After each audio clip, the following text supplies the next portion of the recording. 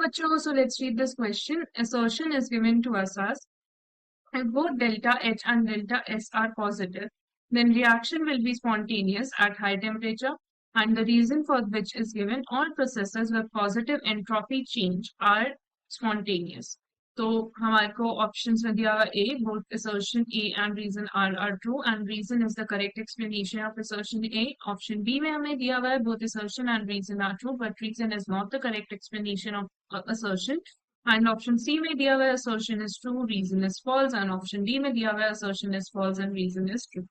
तो हमें इसमें बताना है that delta H and delta S अगर पॉजिटिव होंगे तो then the reaction will be spontaneous. हमारा रिएक्शन जो होगा वो spontaneous हो जाएगा at higher temperatures. तो अगर हम की कॉन्सेप्ट की बात करें, we will use the concept of Gibbs free energy. So we know Gibbs free energy हम कैसे कैलकुलेट करते हैं? Gibbs free energy which is usually denoted by delta G. Delta G का मतलब होता है the spontaneity of the reaction is determined by the Gibbs free energy, हमें पता है. And delta G का मतलब होता है change in the Gibbs free energy. तो delta G हमें पता है it is equals to delta H minus T which is temperature, delta S which is change in entropy. So for a reaction to be spontaneous, for a reaction to be spontaneous, हमारी जो Gibbs free energy होनी चाहिए that should be negative. Delta G should be negative.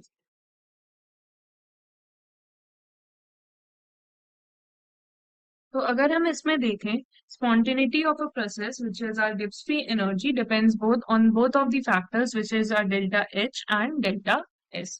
हमारे दोनों factors पे depend करता है.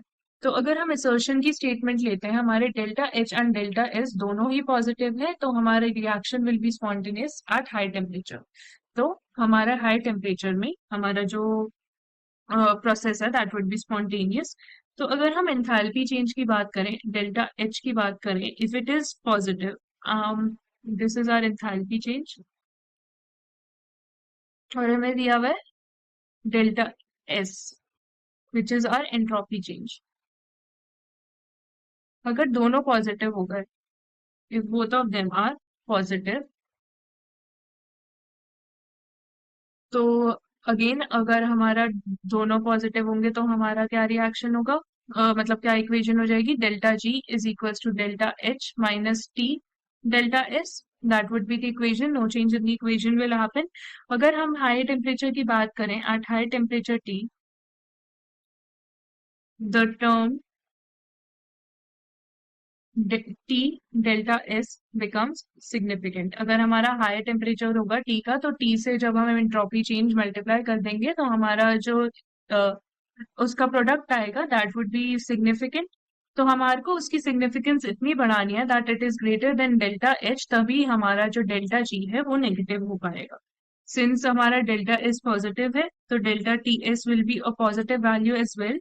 And हमें दिया हुआ है it is high temperature. High temperature का मतलब टी भी हमारा ज्यादा होगा. तो thus we can say that delta G will become negative, will become negative if हमारा जो T temperature multiplied by the entropy change है, it is large enough to outweigh delta H, making the reaction spontaneous. अगर हमारा delta G negative हो गया तो हमारा reaction भी spontaneous हो जाएगा, so making the reaction spontaneous. तो हम लोग कह सकते हैं हमारा टेम्परेचर भी जब हाई है तो हमारा जो रिएक्शन है it will be spontaneous if both delta H and delta S are positive. तो हमारा असर्शन की स्टेटमेंट हो जाती है true.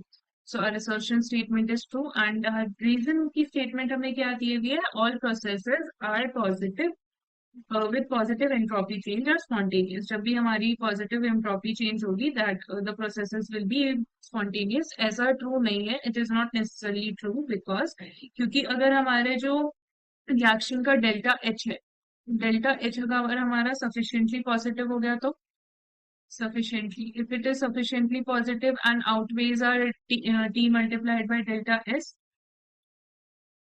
if it is sufficiently positive and हमारा जो t है it is low enough,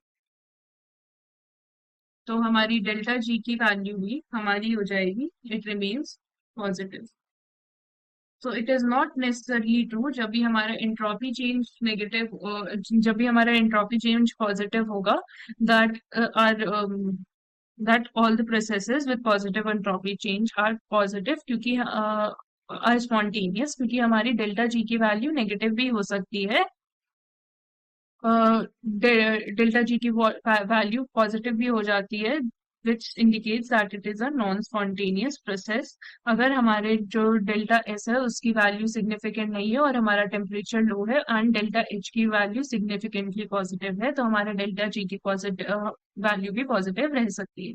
तो हम कह सकते हैं हमारा रीजन फॉल्स हो गया, reason is false, whereas हमारा असर्शन जो है इट इज ट्रू.